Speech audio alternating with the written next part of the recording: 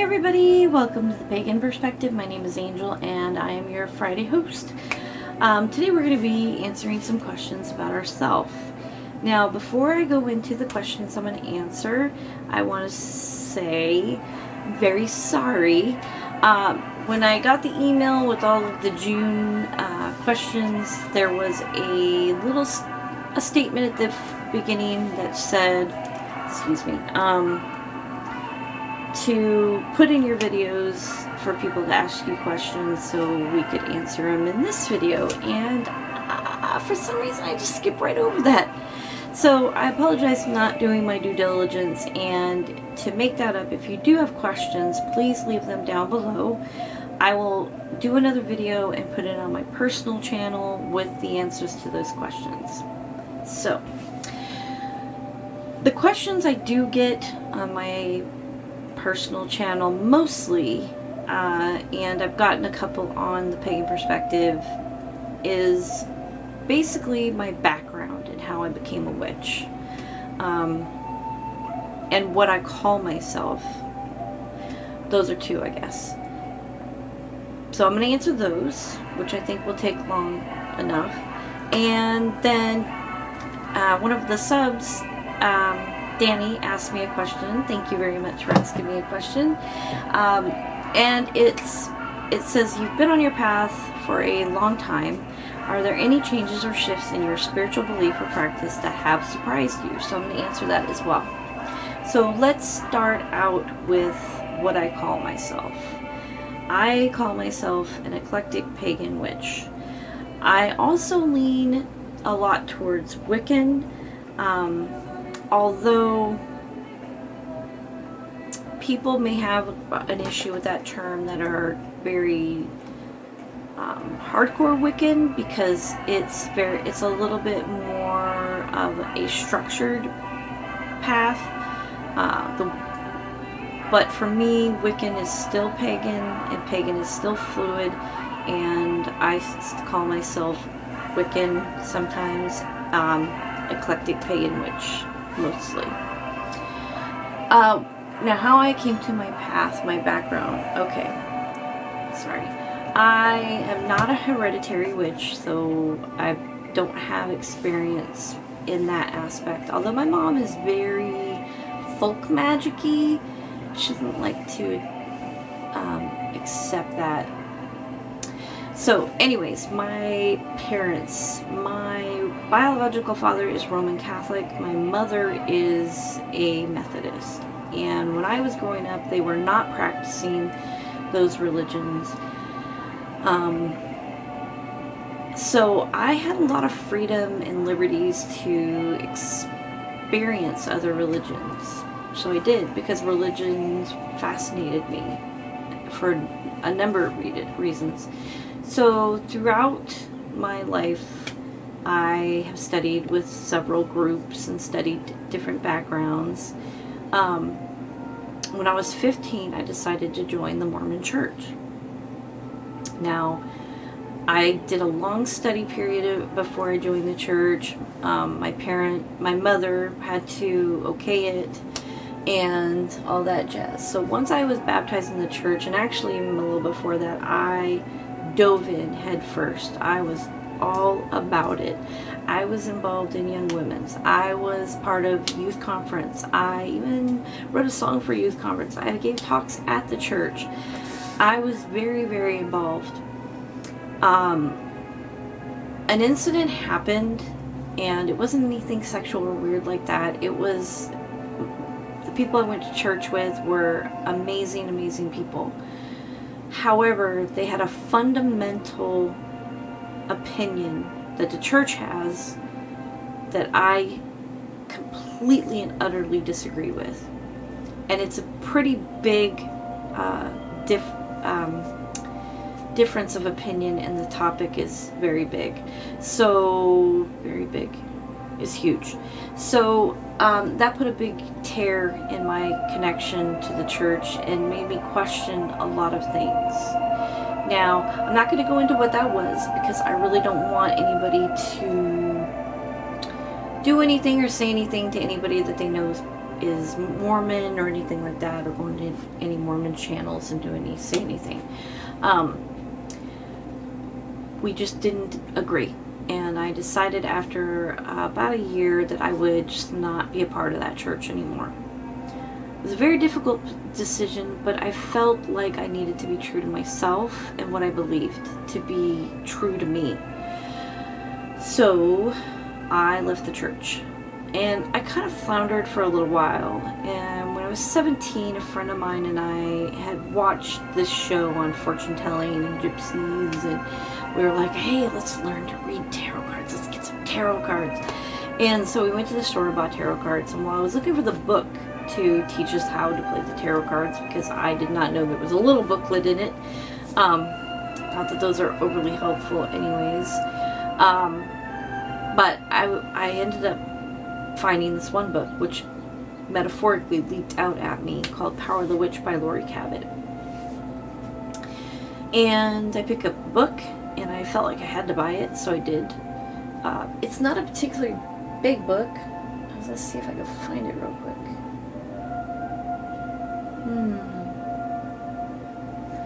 Don't know. Rearranged. Oh, here it is.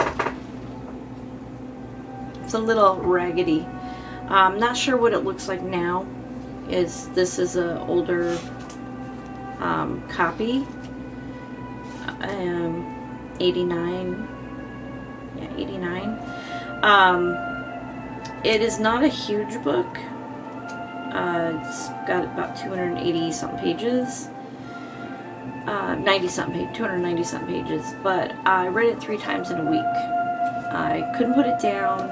I've read it many times since then, and it spoke to a part of my heart and my soul that was waiting for that information to wake up. It felt so true to me and so right to me that it was an undeniable thing. It's kind of like when you, at least for me, there's very few things in my life that I just know are right. I know I'm right about it. This I knew I was right about to my very core. And I've never looked back or regretted it. When I read this book, then I started looking for other information I could find. Now, this is before the internet exploded, which makes me sound really old. This is before... Turn down that. The bookstores did not carry a lot of pagan books like they do now. I think there was 2 shelves, and UFOs were mixed in with ghosts, and UFOs were mixed in, I think. But I tried to get my hands on anything I could. Now, I started just doing things off intuition, and I started doing a lot of like meditation and things like that to try to connect with something. I wasn't sure what. And then in like 91, AOL exploded, and that's when we got the internet, and I started, exploring different whatever sites there were, and I started meeting people and learning about things, and it went on from there. Now, in 2001 or 2, I had been practicing for quite a while by myself, and I decided that it was time for me to join a coven. And it was amazing for a little while.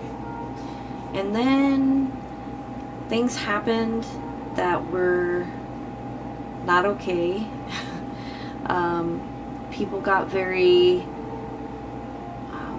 weird about things, and I don't really understand what happened, but it was not healthy, and I asked to be released.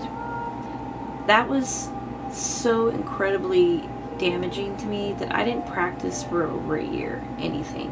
I didn't have a desire. I didn't want to even think about it. Didn't look at my books. I didn't touch anything. And I swore I would never join a coven again, which you should never say never. So then after my year hiatus, I picked up a book here and there, and I started getting back into things and feeling it again. And I still had no intention of being in a coven. I just wanted to meet people and hang out with people occasionally and just be around other like-minded people. So, and I moved around a lot, so it was really hard to connect with people. I've lived in California, Washington State, Mississippi, and now I live in Massachusetts. So, bopped around there and pretty much solitaire. And then I moved to Mass, and I live in the country, but not far from the city, which is kind of weird. And ironically, I just couldn't connect with any people like me. And I thought, of all places, this would be so open-minded. So it took me like 3 years to connect with people. And during that time, I started to post videos on YouTube. And I auditioned for the Pagan Perspective and became a substitute. And then I started meeting people. And then I met a coven that my intention was just to be a study group. But ended up joining a coven of amazing people, and it's been going better than I could imagine it could be. So, that is a really quick trip on how I became who I am today. And it's basically, I picked up a book.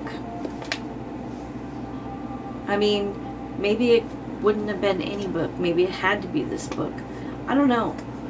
All I know is when I picked up this book and I read it, it changed my entire life. It opened my eyes and it said, "You're home." Which I know is so cliche, but it's cliche for a reason. So, now, the question from Danny, are there any changes or shifts in your spiritual belief or practice that have surprised you? It surprised me I wanted to be in a coven again, or that I joined a coven again. That was pretty surprising, but it's been incredibly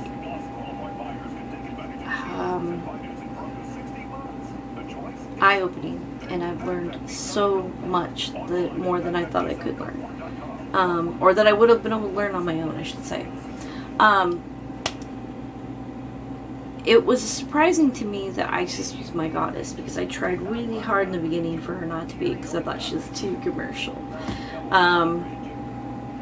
That surprised me. And it surprised me because and it took me a while to understand our connection, because at first I thought, there's nothing like. I don't know what this is about. I think that there's two other things that are surprising for me. I wasn't a particularly shy person before, but I was not confident at all. I was not confident. I was flaky, I guess. I didn't want to make a commitment to anything because it might be the wrong thing. Just had no confidence, really. Being on this path and learning personal responsibility and a personal commitment and connection to everything has completely surprised me, and how I've become a much more confident person, a much more caring person, a much more open-minded person. That's been very surprising to me. It's a happy accident, or maybe not an accident, but a happy, what do you call it? Something wonderful came out of that I wasn't expecting. I think the other thing that really surprised me is I've always been a person who practices, and I go big. Like, I'm talking, I go big and glammed out. You know, when I did Ostara, I would get little baby chicks and eggs and fairies everywhere, fairy cloth, fairy everything, all kinds of, I mean, I had a big old altar. I would just go out of control. I loved it. I still love it. I just don't do it anymore. I have passed on a lot of things that I used to use in my practice that I just felt I didn't need anymore. I think I built that big altar with all of that items on it because it was like when I did my magic, I was in this world. That was my magic world. What I realized, which was surprising, and I didn't realize this until I started thinking about it when I was downsizing things, as I started to get to a place where I was building that world within myself, within my mind, and I really didn't need all of that stuff anymore.